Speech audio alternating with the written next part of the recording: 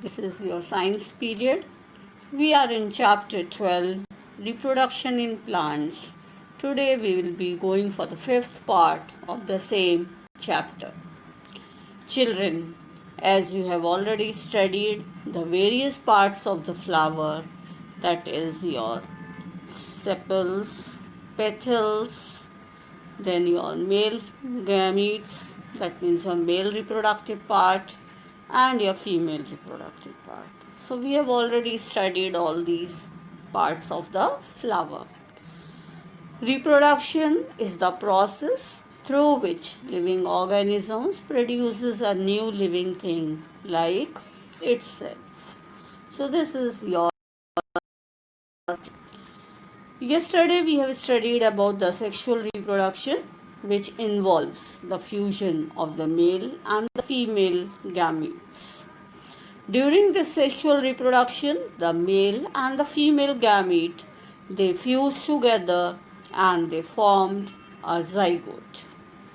In the male gamete, we have the anthers, which contain the pollen grains which produce the male gametes. This we have seen.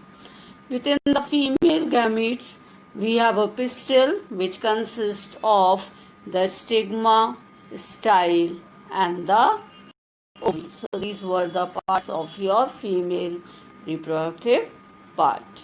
Okay.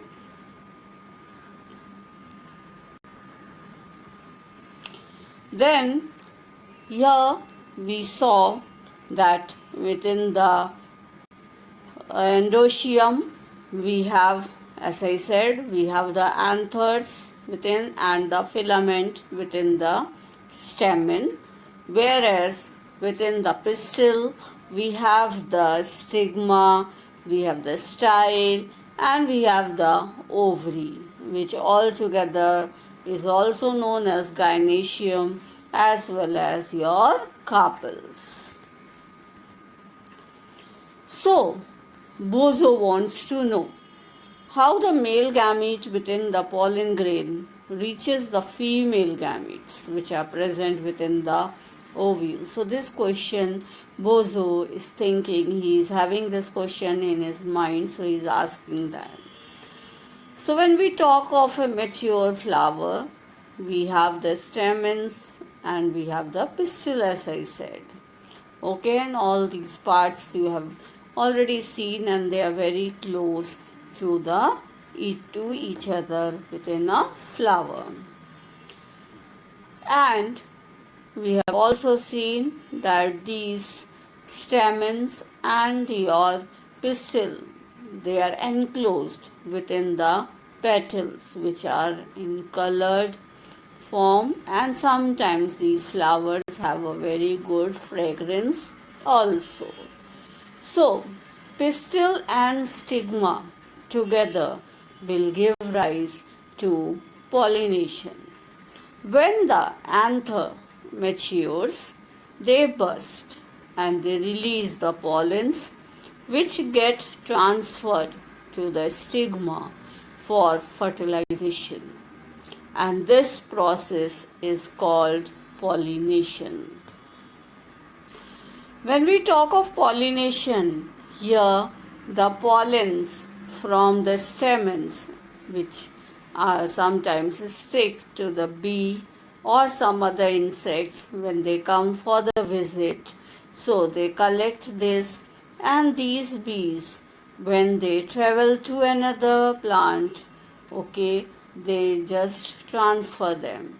So these pollens which are there on the bees, which stick to the pistil of the flower on the same or sometimes of the different. So this is what is your pollination. When we talk of pollination, it is of two types. One is self-pollination and the other one is your cross-pollination. So when we talk of this pollination, we also know these pollen grains which are there on the anther. They have although protective coat which prevent them from drying up. Very moist, they are very sticky like. Some of the pollen, they land on the stigma of a flower of the same kind, and sometimes of the different flower of the same or of the other plant. So when we are talking of this, it takes place sometimes with the help of the bees and other insects. So here also, as you can see, how these stigma and the anthers, they are there and they are very close to. Now we come for the term that is your self pollination. So it is the transfer of the pollen grains from the anther to the stigma of the same flower or another flower of the same plant. When we talk of self pollination, as we said, when the pollen from the anthers, they get transferred to the stigma of the same flower, it is called self pollination, and this occurs only in bisexual flowers. As you have already studied about the unisexual and the bisexual flowers, so this type of self pollination is taking place basically in your bisexual flowers. After the self pollination comes the cross pollination. When the pollen from the anther of the one flower get transferred to the stigma of another flower of the same plant or another plant of the same kind, it is called your cross pollination. So as we have already studied, this is taking place with the help of basically some agent as your insects basically. It can take place in both bisexual as well as your unisexual flowers. So this type of pollination, that means we are talking of a cross pollination which can take place in both your unisexual as well as your bisexual flowers. Here again you can see how it is taking place within a corn plant. Okay, so here it is your cross pollination which occurs when the pollen from one plant land on the silks of the another plant. So here you can see two different plants are there, and here the transference of is taking, here the transference of this thing of the anther and the stigma is taking place. Okay, so this you can see here how this transfer is taking place from one plant to the other plant, and this is a type of your cross pollination.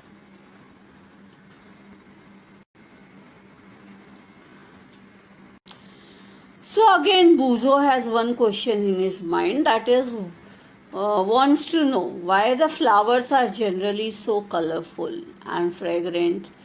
It is to attract the insects. Yes, I want to tell Buzo, it is all because the flowers, they want to interact, they want to attract the insects for pollination. Since the pollen grains are light, they can be carried by the wind or water.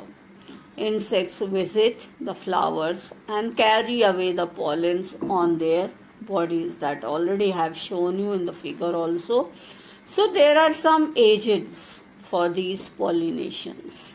So to carry out the process of cross pollination, some external agents are required for this transferring of the pollen grains, either the pollens from the flower to the other flower. Thus, some natural agents such as your birds, your insects, animals, wind and water helps in the transferring the pollens, and they are called as the pollinating agents. So as we have already seen, these insects so many times just now within the slide also, that the cross pollination was taking place with the help of these insects. In the same way, the wind and the water, they also play a very important role. Some flowers may not be having color, they are not colorful, they are not attractive, so they cannot attract the insects and the birds. But these type of plants, they use wind as an agent of pollination. The water, so for here the most common example is that of a coconut, which is found very near to the shores. So here the pollination is taking place with the help of your water. Sometimes the flowers within these plants, they release their pollen grains into the water, which are carried away to the far away from the plants for pollination.